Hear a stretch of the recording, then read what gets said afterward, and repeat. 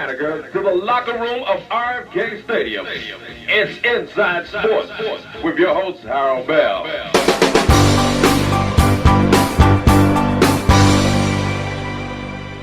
Well, Harold has been a crusader for the rights of black people all of his life. He has also been a crusader that have had a lot of friends, not only in the black community, but the white community in sports.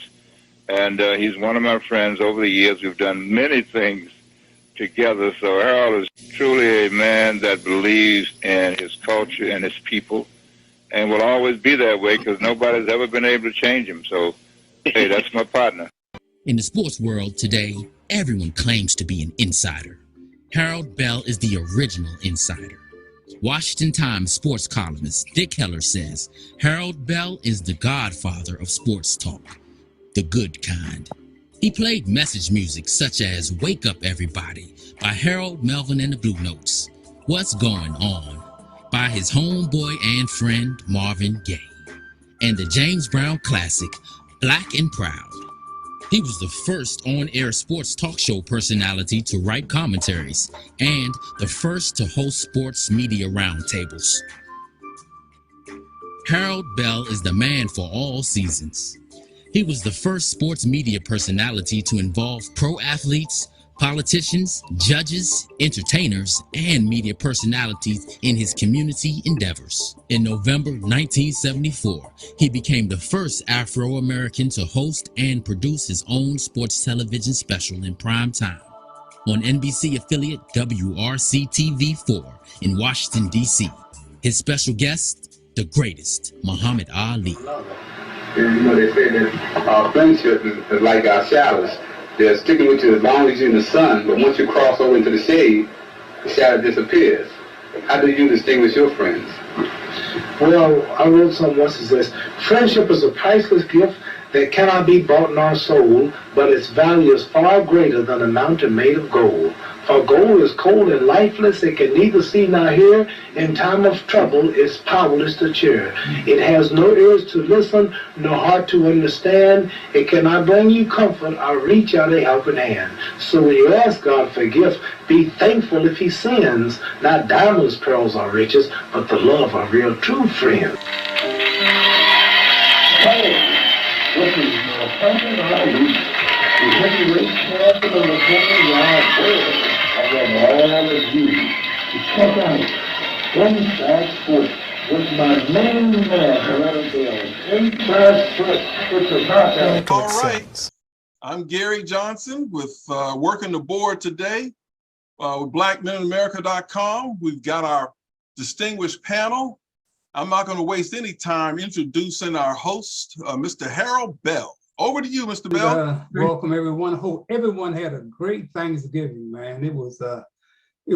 I had a fabulous Thanksgiving because I decided I usually stay home and watch football on Thanksgiving. I usually have my hot dogs and beans, and my wife is usually down south with her family, and I just have a ball with this. Yeah, she stayed home, and we went to Fort Washington to one of her cousin's friends, Miss Mackey. Hi, girl, you really put on a spread down there, and just was able to gather the food and go into the living room and watch the game. Was fantastic. So thank you so much. I have so much to be thankful for. I think about November, 2022. This. On the 3rd, my wife and I will be married 54 years, Hattie T, 54 years of marriage. And then there's 54 years when we found kids in trouble. In 1968, after the riots, we found kids in trouble and had our first Christmas toy party for needy children in December 1968. And we were able to do that 45 straight years all over the DMV without loans or grants. So, talking about truly being blessed. And then, of course, the 30th is 48 years of Rumble in the Jungle with Muhammad Ali. Ain't that something? Is that a coincidence or what? We get married on November the 3rd, and Muhammad Ali takes out George Foreman in one of the biggest upsets in boxing history 48 years ago on the 30th.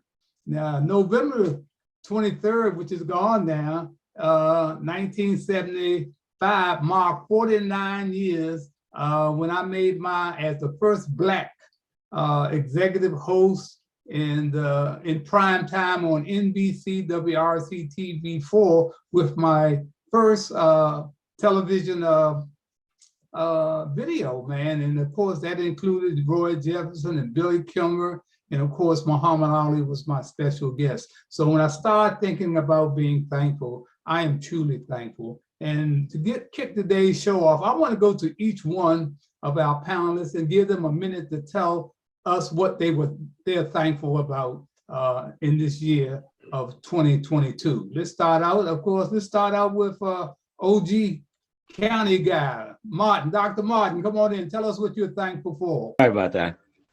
Yeah, I got a lot to be thankful for. I came from a large family. I came out of the Washington, D.C. DMV school system, made a tremendous amount of friends. The only person that, well, I shouldn't say the only person, but met several of the people that Harold has had an opportunity to interview. Have sat on flights, for instance, with Jim Brown for a 3-hour flight from Phoenix to Cleveland. He and I had a good long talk and ran into Jim several times. He gave me tickets to the Browns game. I mean, you know, there's just a few of the things. Leroy Kelly was a frat brother of mine at Morgan State College. So him and Jim ran together, and I knew Leroy rather well, and his brother Pat, who played baseball. So yeah, the sports arena and the sports figures I've had opportunity to pal with and party with in my lifetime, among several of the other things there.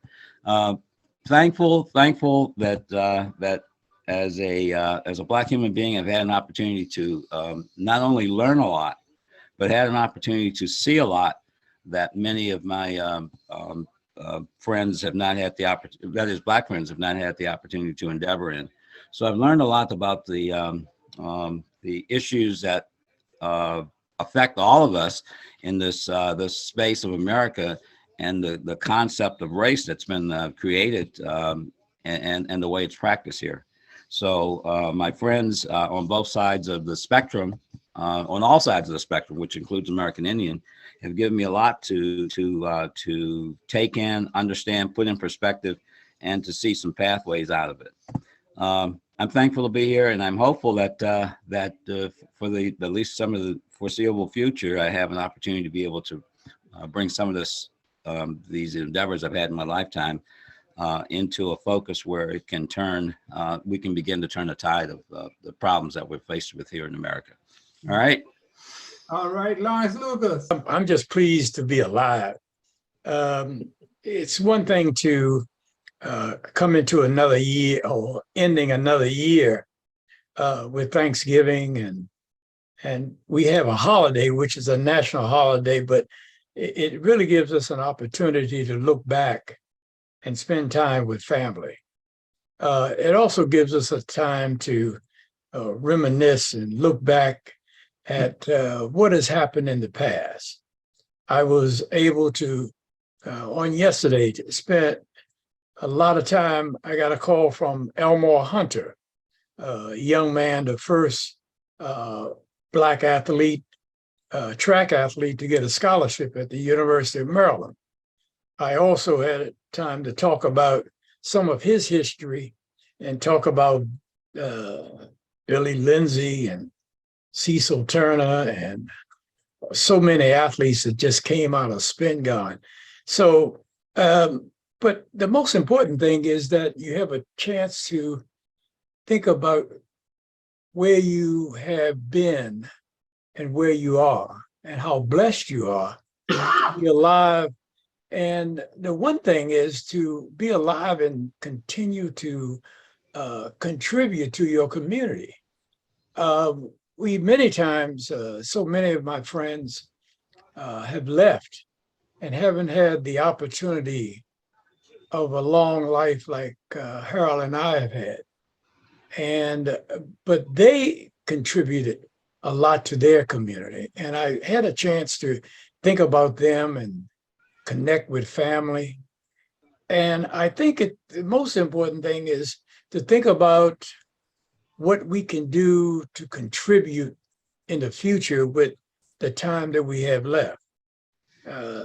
I'm pleased that I'm able to be on this show as part of one of the other podcast networks to share and to gain light from many of you all here, because I was a track and field athlete, so I don't know about a lot of the other sports, only from a peripheral experience. But I want to say that I've, and looking at the agenda today and thinking about all of you all and what you all have done and how you all have enlightened me as I ended this year. I want to say it's nothing like family, and nothing like being blessed with health, and it's nothing like being blessed with the idea that we have more time to contribute and help others. Right. That's what Thanksgiving has done for me in ending this year. All right. Dr. Bryson. Gentlemen, it's always a pleasure to be in your company. And as I reflect on Thanksgiving, it's one of those things, almost like to piggyback off of what you guys had alluded to. I'm definitely pleased to have my health and strength, and I thank the Lord for that. I'm fortunate to have my in-laws with us and my immediate family. And one of the things I was reflecting on is that in my specific family, there are only a couple of males who are older than I am. So when I'm around the younger family members, I'm sure they look at me as probably an old guy. Luckily, I can say I don't feel old. So I'm glad to be around you guys to see that indeed, as I age, there's always a golden path. So one of my things I'm so appreciative for Mr. Bell and Gary to bring me in, because I really enjoyed this. So that's my piece. Okay. Bill Spivey. Well, I'm thankful for quite a few things, but as Lawrence alluded to, the most important thing I'm thankful for is to have good health. I went a few weeks ago with my wife over to Kaiser because she was having a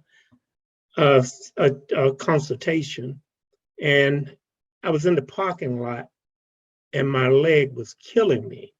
And I was sitting in the car, and I was sitting close to the entrance, and I watched the people coming out of there. People half my age with walkers and things of this nature. And it was really funny. All of a sudden, my pain just went away.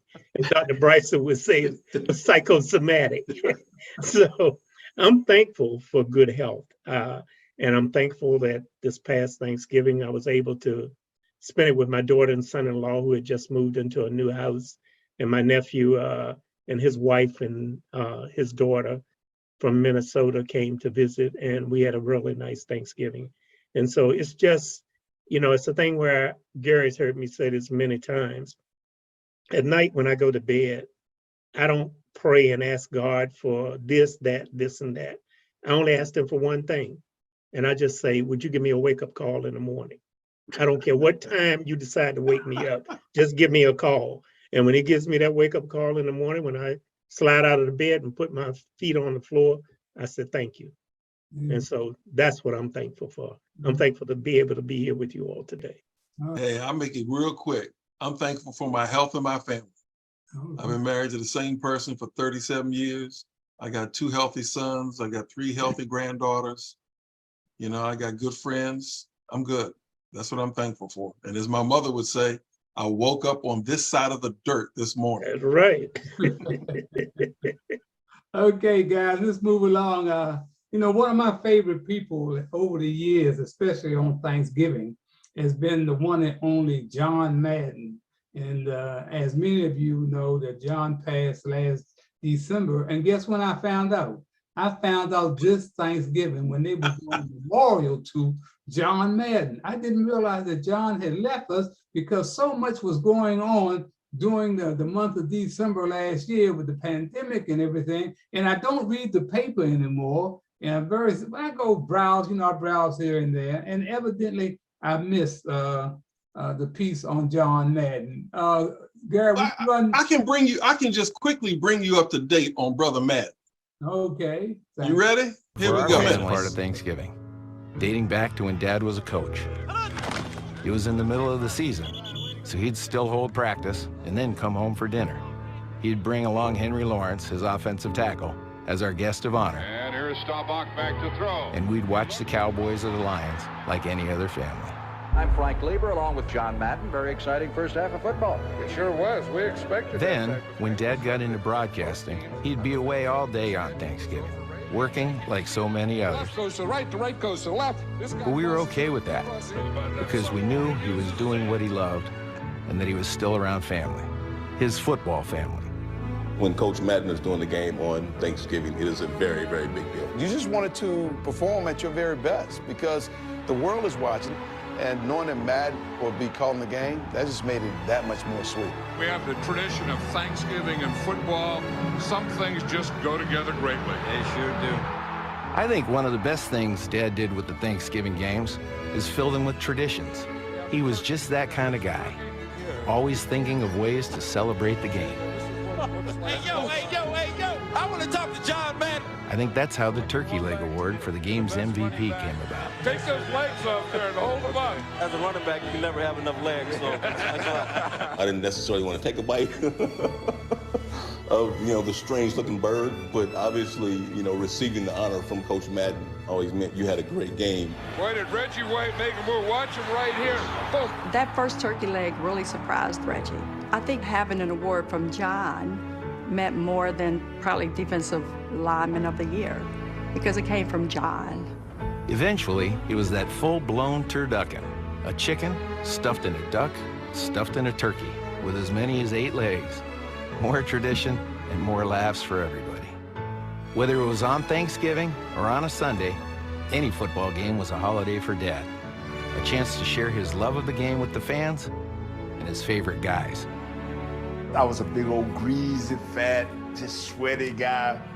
I was an everyday guy, and that's who Coach Madden was. He was an everyday guy. Reggie really didn't have many older family males in his life.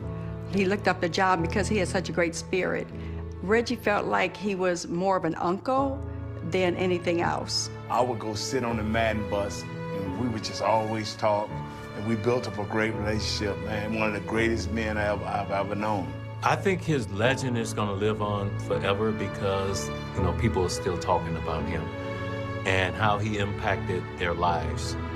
His voice, his presence, everything, he's the GOAT.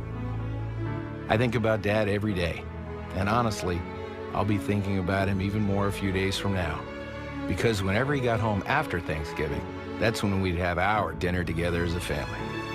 And not that you even needed to ask, but yeah, we always had a turducken. Wow.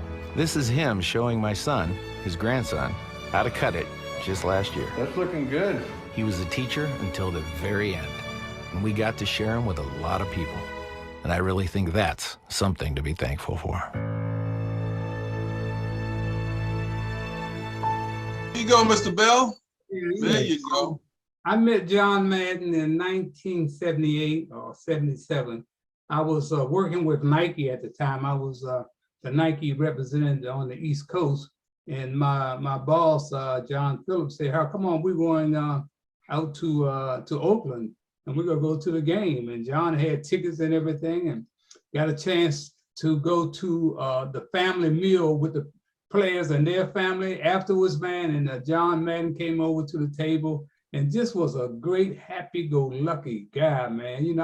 I was very impressed with him that one time that I met him. And on Thanksgiving Day, I couldn't wait to watch football with John Madden. And I just want to say, rest in peace, big fella, and we keep your family in prayer, because you changed the way broadcasting was with the NFL, man. You made it delightful. You were an expert, and you were able to explain the game where women even knew what you were talking about. You'd be on that chalkboard, and they'd be trying to follow you, and you just had a great impact. And And while we're talking about football, what about those Washington Commanders? I understand the third quarter I left, they were up 16-13 on Atlanta, but you know, anything could happen with the Commanders on any given Sunday. So, but they're in the playoff hunt. Can anybody tell me, do they think they're gonna make the playoff? Anybody think they're gonna make the playoff? Don't seem like nobody. Doc. Well, this is my disclaimer. I'm a lukewarm fan. I hate the Cowboys. So it's an ABC, anybody but the Cowboys. So Mr. Spivey, cover your ears. But the team has surprisingly hung in there. They're currently winning today. So I think it's always, I always tell people, I think it's good for this area when they're winning. I mean, you know, they talk about when they lose Blue Monday and that type of thing. So hopefully they're hanging there. But as far as, well, you know, the NFL has really expanded to make it almost impossible not to make the playoffs. So if they do halfway decent, they'll make it. Now, what they do once they get in there is another story. But just beat the Cowboys. Okay, Spivey, I know you got Bill. I know you got something to say about that. Well, the only thing I got to say is the fourth quarter hasn't started yet.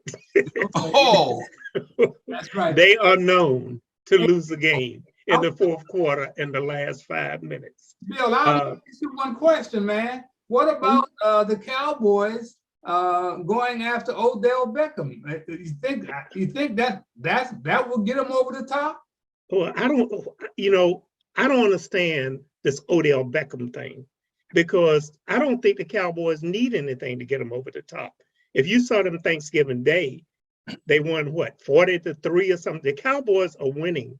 And what is Beckham gonna bring to the Cowboys? You got Lamb on one side, you got Brown on the other, you got the tight end. I mean, I don't see any room for Odell Beckham. And I'm gonna be perfectly honest, I look at Odell Beckham as a Terrell Owens, as a Antonio Brown. The thing that the Cowboys are doing now, they are winning. And when you bring somebody in the locker room that's a disruptor, as Anthony Brown or Terrell Owens was, the only thing it's going to do is screw up the Cowboys. And I don't see where Odell Beckham Jr. is going to be a benefit to the Cowboys, because he's not going to replace any of them. And you got somebody like OBJ, he does not want to sit on the bench. That's just not his personality. And if he is out there and Dak is not throwing to him equally as he's doing to the other flankers, then he's going to start complaining, and then you got a confusion on the team. So no, I don't see any benefit of him. That's a good point. That's a great point. There's a rumor around that Byron Allen is interested in making a bid for the Washington Redskins. I was able to watch, they had a hell of a program on last night called the Griot Awards, and somebody called my wife and I and asked us, to turn it on, and it was really a fabulous program.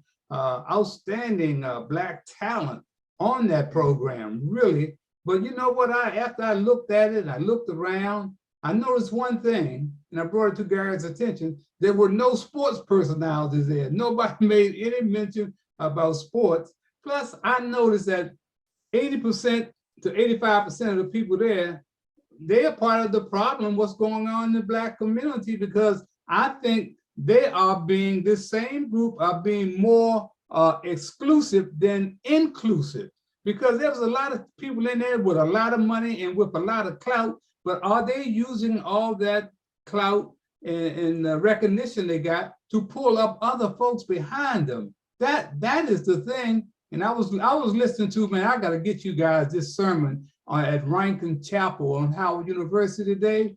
This guy by the name of Reverend Quick, man, he gave a sermon, man, that was over the top, man, talking about where our shortcomings are and what we need to do. So Byron Allen, I don't think he has a chance of acquiring the Redskins, not as a owner. He may become a minority owner with another group, but I don't think he's got a chance. Anybody think he got a chance of getting that bid with the Redskins? They say he got $800 million. That's not enough. I mean, I guess he could be the majority owner maybe and put together a group. which is a possibility. That's what most of these guys do, put together a group. I don't know if he would go in with somebody, because I heard Jay-Z and Diddy were interested, but I don't know. I think that's just smack talk, you know, because we're talking about real business. And will the good old boys club let them in? That's right. Yeah. Will the good old boys club let them in? Because see, there's new money and then there's old money. Yeah. So it's almost like we talk about Madden. Does anybody over, let's say, under 35 know that John Madden used to be a coach? They know him for his video games. Yeah. They don't. They probably don't even know he was a coach. Yeah. But to get back to your point, Bill, come on, man. Don't y'all want to sign OBJ? And y'all need somebody to wreck your chemistry right now. Come on, man. Yeah, that's an interesting question. Go ahead, Bryce. Let me ask this. When we talk or look at least for me, when I look at ownership, part of it, we talk about having the money.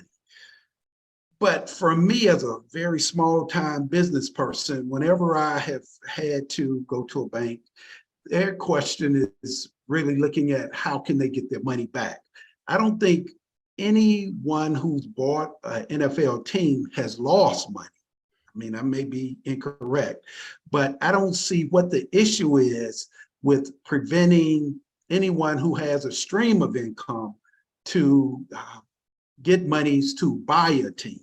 So I just don't understand why he would not be able to do it. I think he would probably be able to put together a group and have the money. I was just questioning the ownership. I mean, because that NFL team of owners, do they want him in the club? And would they? And I think racism doesn't make sense. It's insidious. So you can have all the money in the world, but there's some people that still don't want him just because he's Black. But I think they can put together the money. I'm kind of a Byron Allen fan, if you will. I think he can put together a group. But man, will the other 31 owners vote to get him in? I don't know. I doubt it. But we'll see. You know, all that remains to be seen. While we on football, man, it was an outstanding game on Saturday. Ohio State was 11-0. Michigan was 11-0. And Ohio State was supposed to come in and run over Michigan, right? But what happened? Michigan outcoached Ohio State, because at the end of the half, I think the score might have been tied, Ohio State up by 3 or whatever. But Michigan hadn't gained but like 1 yard on the ground. And so you know they're going to have to come out throwing. Ohio State never made the adjustment. And you can see what they decided to do. The quarterback was going to roll with an option to run or to throw. They couldn't stop it all day. They doubled the score. And of course, I had an interest in that game because Ohio State, I had one of my guys was the first Black quarterback to ever play at Ohio State. And I'm talking about Cornelius Green from Dunbar High School.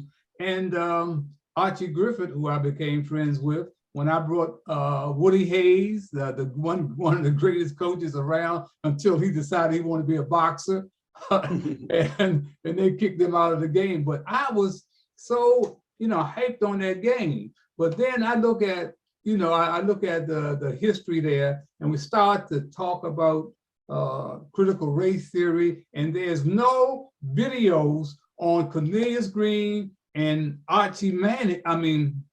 What's the boy's name? Archie Griffin. Yeah. This guy won 2 Heisman trophies, but there's no video on. I found a video of 23 minutes, and that was it, with Cornelius Green handing the ball off to Archie Manning. So that's the kind of history that's being suppressed when we start talking about this, what we're talking about today, about the critical race theory. But that is one of the things I want to get back to. But I think we want to move right now and get out of the sports thing. I want to talk about soccer. The United States is in do or die on Tuesday, and can they win? They're playing Iran. Iran has had a lot of problems. One of the things I saw was that the Iranian team refused to sing their national anthem. So there's a lot of things going on there. Can the U.S. pull this off? That they, it was 0-0 the last time out. Anybody think they can? And are blacks following soccer? That's another thing. Are blacks following soccer? I'll have to admit, I'm not feeling the soccer thing, and I guess maybe I'll get booed, but they cheer and get drunk over ties. So I'm not quite sure. I'm not all into I'm into it because it's USA team soccer, but I'm not into the nitty gritty. So I'm gonna, Bryson, you probably know a little bit more about this than I do. Yeah, I have a 25-year-old here, and his group is very much into it. I think that probably soccer is one of those things I did not grow up playing, but the younger generation, and I guess that's where the advertisers look to, and as we say, that's the future. They're very much into it, very much. Mm-hmm. What about you, Dr. Martin? What about that? Dr. Martin, you have anything to say on soccer? You're on mute. Sorry about that. I didn't know how that happened. Anyhow, the soccer is the #1 sport in the world, and the U.S. has been we've kind of been chucked it to the side, created our own version of sports, and soccer has just not been in the mainstream. And it's only been in our lifetime that we've begun to see more and more U.S. talent begin to show up on the professional stage now, and certainly will be on the world stage as we go forward. So I'm kind of optimistic and hoping that the U.S. can make some sort of a showing that will bring some additional national pride, so that we develop more and more youngsters who have the skills and the ability to move the game forward and to propel the U.S. onto the world stage. So that's where we are. I guess there has to be some sort of a community movement to inspire more and more young people to do that. I don't know if I'm going to see that in the Washington, D.C. area. I can see that in some of the other areas of the country.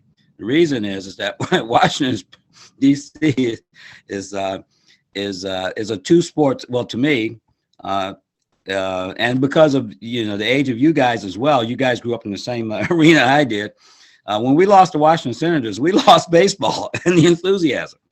Used to be able to go out and play baseball with the guys, and I don't see that happening today with today's kids. It's just not there. And when you look at the baseball fields in this spring and summer, you don't see any. I don't see any of the kids when I drive through the neighborhood out there playing just pickup ball. So things have changed a little.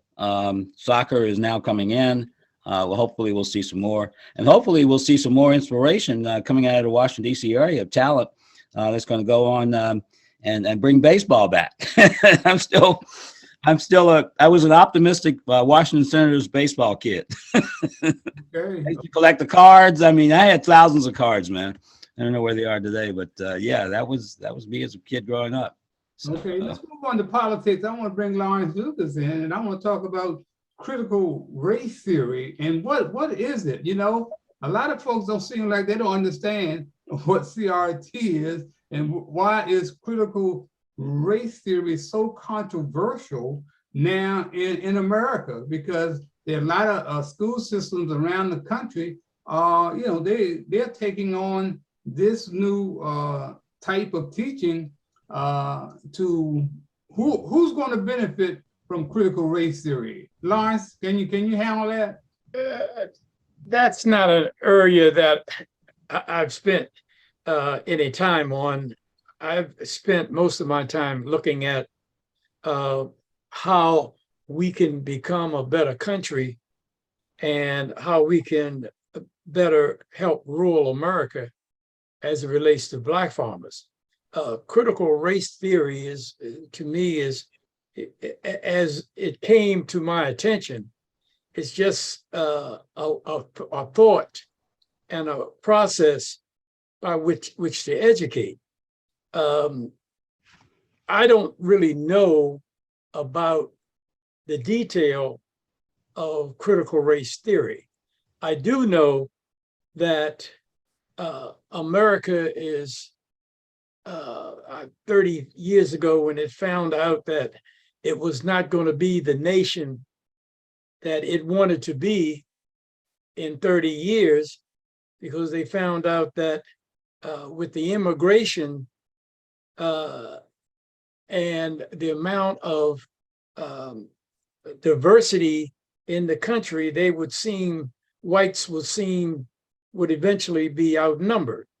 So they're concerned about what teaching and what education would come out of looking at Black history. And the problem is they don't want their kids to have the knowledge that they don't have. Well, or maybe I'll put it this way.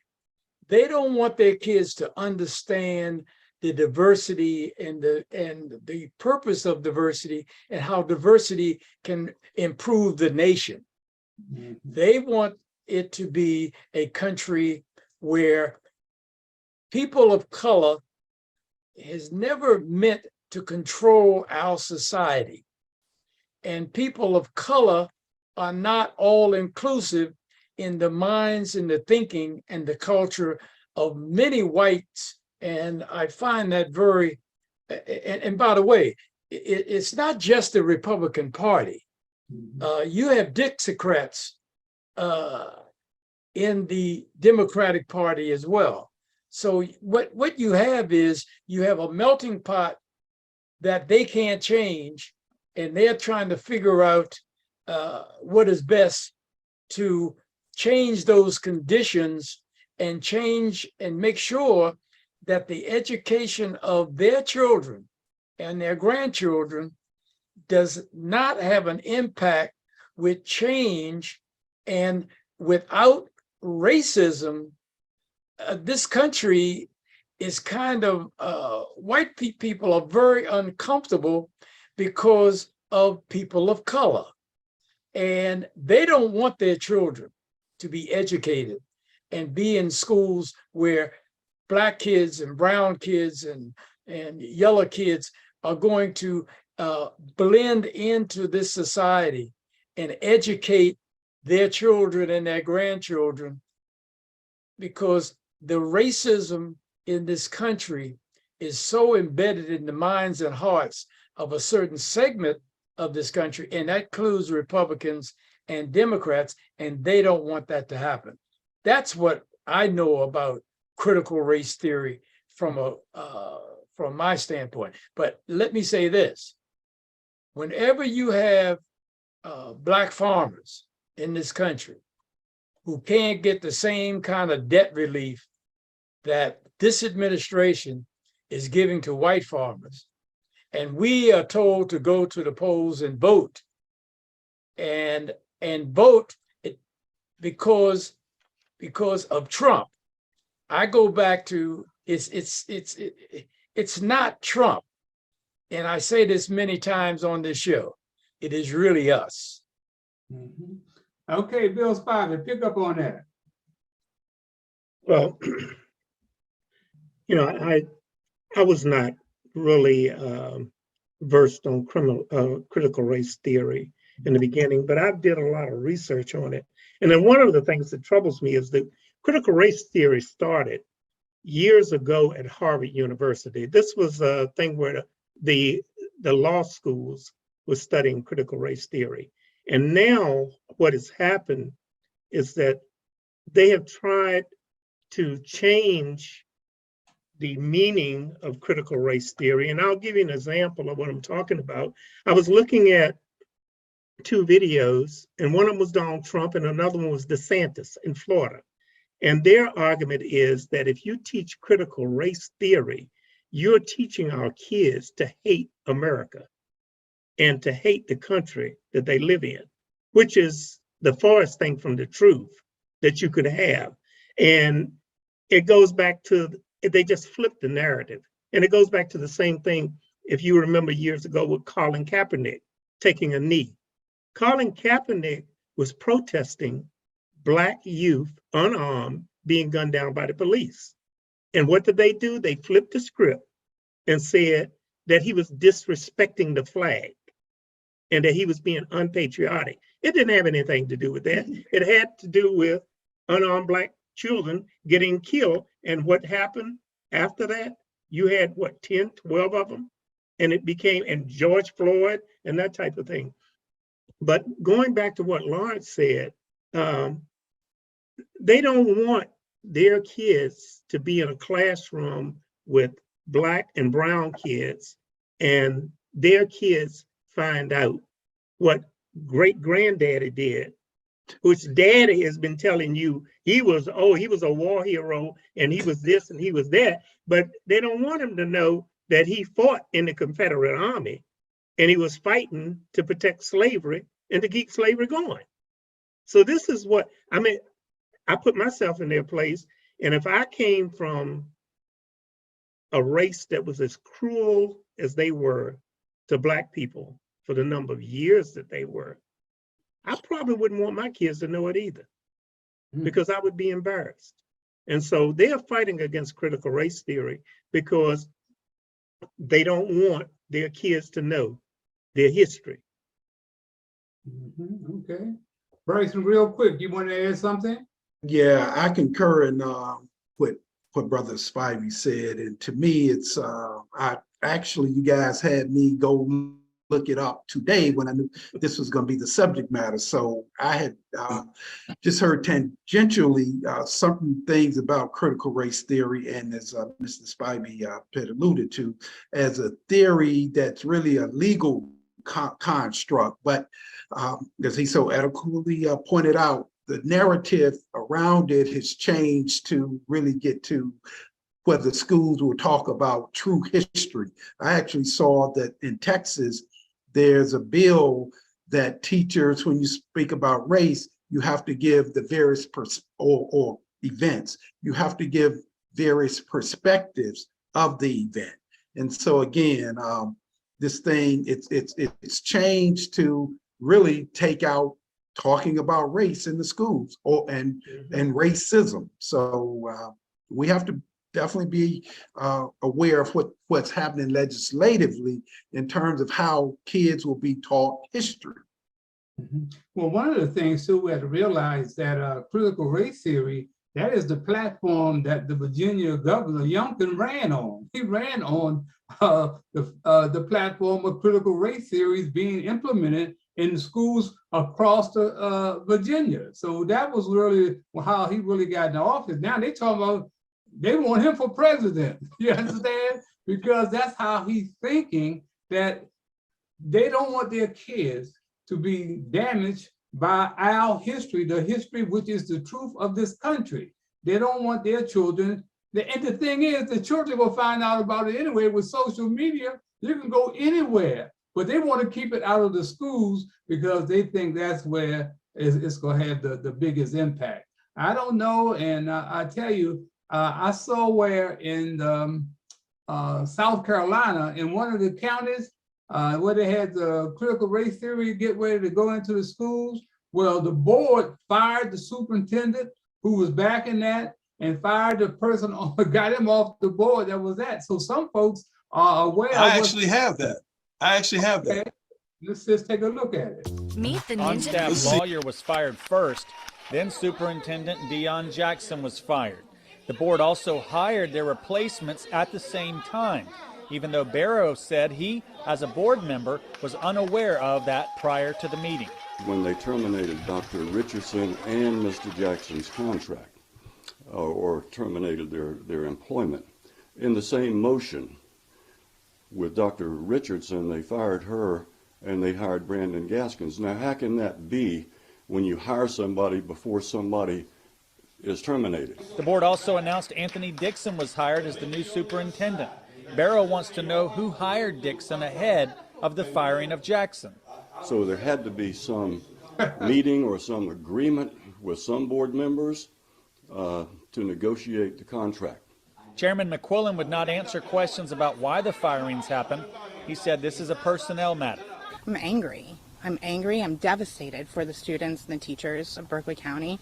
Melissa Soul is a teacher who used to teach in Berkeley County. Her son attends a Berkeley County school. But after last night, the changes, including the board's decision to not allow critical race theory to be taught, she's going to take him out of the district. So why would he go to Berkeley County Schools? I have to pull him out. He has to go you are somewhere planning else. to pull your son? Yeah, he'll go to virtual SC. He'll be homeschooled. Wow. Wow. So yeah, this is going to be a very, very touchy subject as we move forward, in this country, the whole school system, they want to change the whole school systems around for critical race theory to be implemented in those schools. So we'll see what happens. This is why we got to vote locally. That's right. This is why we have to vote. And speaking of vote, what about this runoff with Herschel Walker and Walnut? What's going to happen? This is supposed to be on the 6th. Does anybody think that Herschel's going to upset Walnut and win this thing? That would be a disaster. Oh my goodness. Well, Harold, when it comes to politics, nothing surprises me. Nobody thought that Donald Trump could beat Hillary Clinton. So, when it comes to politics, I mean, nothing surprises me at all. And I'm just, I don't know the right word to use, but I just can't believe the people in the state of Georgia. That says something to me about the population of Georgia. And I probably will one of my best friends is down in Hampton, Georgia. I go down to his house to play golf. If he sees this, I probably won't be welcome again. You used to be able to go down to his house and play golf.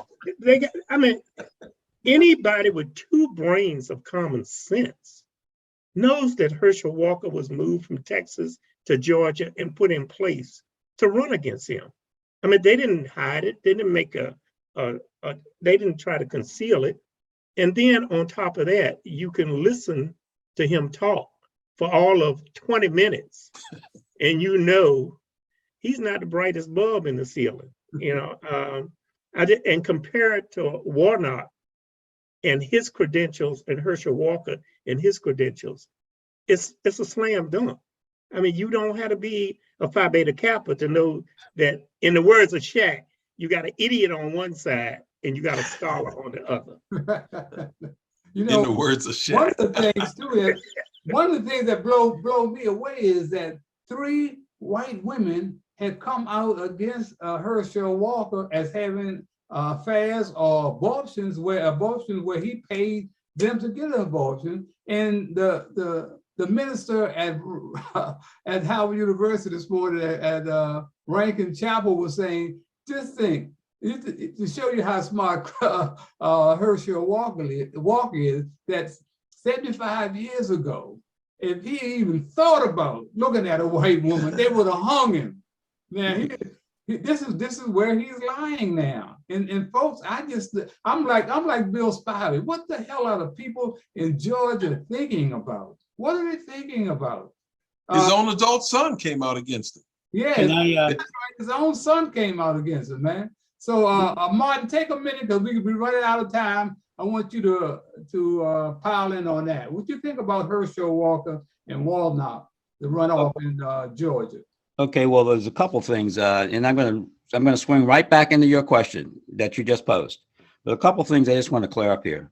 There's a couple of one of the problems that we have in the country is that there is a complete misunderstanding of the term critical race theory. What does it mean? And it's so the Republican Party has been successful in introducing this term and distorting what it actually means and what it was about. So several of you have already mentioned that it is a legal precedent, so to speak, and that's exactly what it is. It started in the 1970s at University of Wisconsin, and then it spread across to a number of other law schools in the country to endeavor that as a part of their curriculum in being able to formulate the kind of thought process that lawyers need to have when they go into the court systems and have to defend. Now, on the other side of the coin, the thing that has been dropped and purposely dropped is the 1619 Project. And the reason they had to distort, let me back up the wagon and say this. The 1619 Project became a political football before CRT did. CRT did not become a political football until the 2018 midterms, in which case the governor of Virginia was successful in running on this term critical race theory as it was framed by the Republican Party, as opposed to what critical race theory really meant. And even though oftentimes the press tried to correct that process of thought of what critical race theory meant, it didn't matter. The Republican Party's progress was way ahead of the press, and so the press had no way of being able to educate the American public. Now, that being said, the 1619 Project was featured in the New York Times, written by a journalist who, in collaboration with a number of education scholars, put together what's called a curriculum that could be used and added to American history, such that students would have an opportunity to see the total's perspective of American history, which included the elements of the 1619 Project. So 1619 Project is the curriculum. That is what the school systems are across the nation have begun to look at before 2018. It is a curriculum that when you integrate that with the American history, it makes sense in being able to round out those elements in American history that's missing. What has to happen, and it has not happened in the Washington, D.C. area. In fact, Maryland itself, where it should be in the forefront, has taken some very interesting steps to ensure that that's not going to come into the Maryland school systems either. And I'm absolutely surprised that PG County has stood by and done nothing. Those assholes have done nothing and able to bring that into the framework of because of the enormous population that PG County has of Black people. That should be front and center as a part of American history, at least in PG County, if nothing else, but throughout the state of Maryland. We're getting short on time, Brother Martin. We got to wrap it up. I know. We just hit the 4 o'clock mark. Now, getting back to Harold's question, I understand clearly what the Republican Party has done, and I understand clearly where we are today. Where we are today is the Republican Party says any idiot who is willing to stand up and shout out the rhetoric that we have been opposing here for the last, since Obama, is welcome into the party, and we will support him and provide him the funding that's necessary for him to go to Congress and ensure that no Democrat can get anything through Congress that's going to make the Democratic Party look like they're doing something good for American people. That's what this is all about. All right. Good. Okay. Lawrence, get out of here. You want to take your minute? Only thing I can say is welcome to America. That's it. How you can't get any more ridiculous than what the circus that is going on in the world of politics in America. When you take a look at the different states and who put money where, you'll find out that 163 million on both sides of the fence in Georgia. They could build 8 schools in the state of Georgia, state of the art, with that much money. So you got to take a look at politics hadn't changed.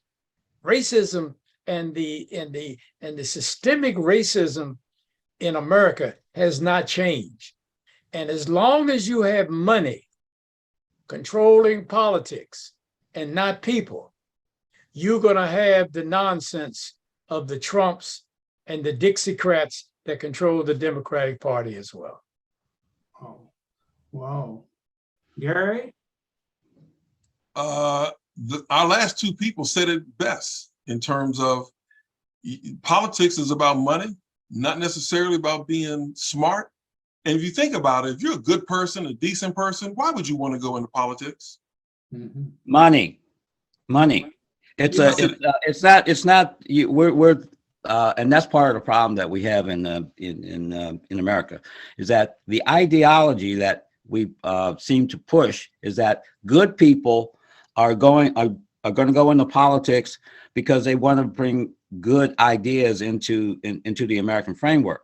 Well, that's only a small part of the understanding. The real understanding among politicians, and I know quite a few of them, in fact, here, not only just here in the state of Ohio, but also in the Washington, D.C. area over the years. A politician is a job. We got the time thing, Mr. Martin. We got the time thing. It's a job, and in America, in the U.S. government, If you're a congressional representative or a senator, you get paid $250,000 a year for every year you are sitting in Washington. Salary. We got it. We got to move it. Okay, I just want to say as we go out of here, man, that I got to get each and every one of you that sermon from Howard University this morning. Reverend Quick, I got to find out what church. He's a DC boy too, I know that. But his sermon was, "You're getting on my nerves." And you guys listen to this sermon, man.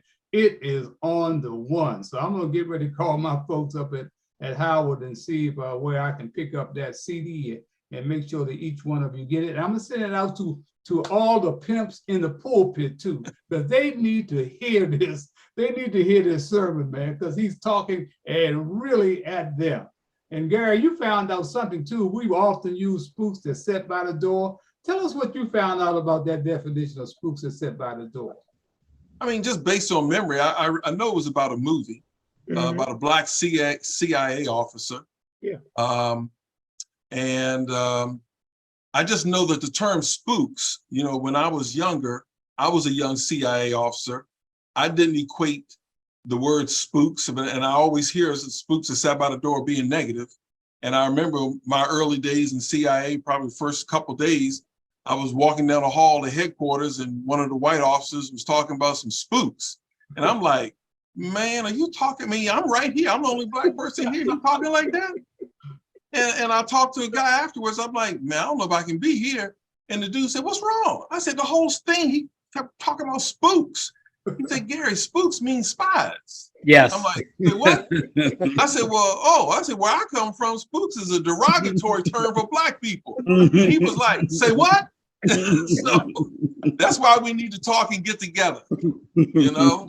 That's why I've been using it all these years, because I was familiar with the movie. My man, a friend of mine, J.A. Preston, played in that movie. He played the detective in that movie. So I know spooks set behind the door could be a positive thing, because the spooks that sat behind the CIA door was trying to bring about change in the black community. So you got to think about which spook you are. So when I say spook set by the door, you got to say, is Harold talking about me?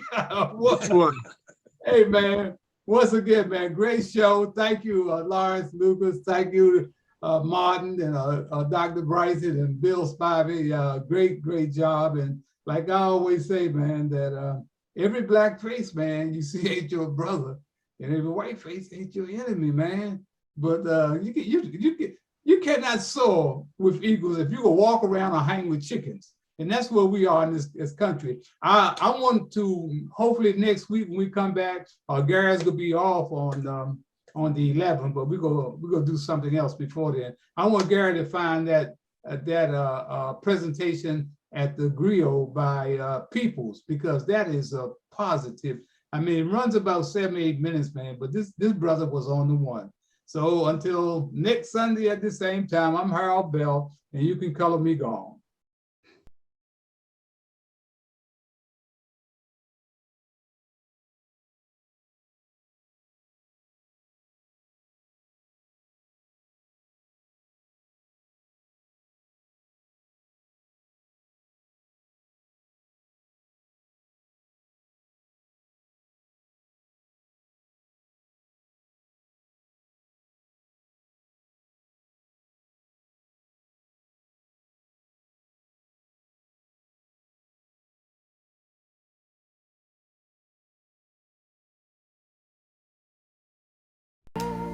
By the river, in a little tent,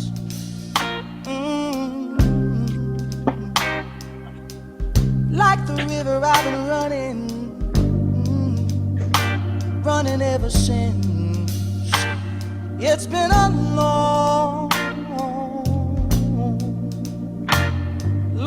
time coming, but I know change gonna come. Oh, yes, it will. It's been too hard living, but I'm afraid to die. 'Cause I don't know what's up on the sky. It's been a long time coming, but I know a change gonna come. Oh, yes, it is.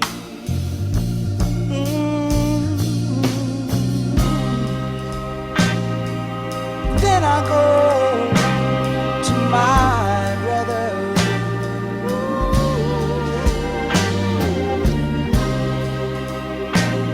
And I say, brother, help me please.